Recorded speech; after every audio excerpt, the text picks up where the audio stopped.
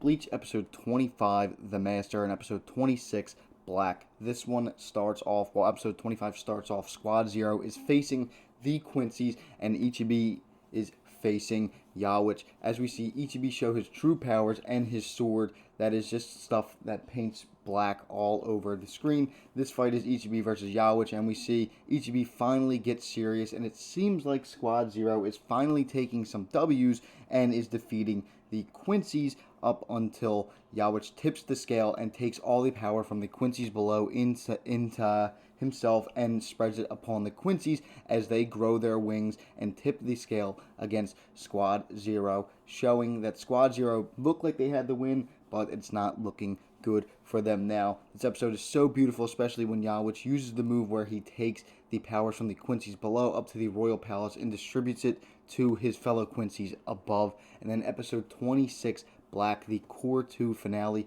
Black, because Ichibi paints everything black with his sword and paints Yawich black, and then uses his quote-unquote Bankai to give him a name and calls him the Black Ant, as to which he crushes him. But we know that's not the end of Yawich because they don't use the Almighty in these episodes just yet, but Yawich will use it in the Core 3 beginning probably because Yawich isn't done yet. This also shows one of the most beautiful Bankais there is around because Squad Zero sacrifices themselves to Senjimaro so she can use her Bankai, and it is animated so beautifully so that she can take on the 6 Quincy's that are up at the Royal Palace because they connected their souls together to kind of, make it fair in a way because it would tip the scale in such a way that Squad Zero would be very overpowered if they could all use their Bankai. So they sacrifice themselves so Senjimaro can use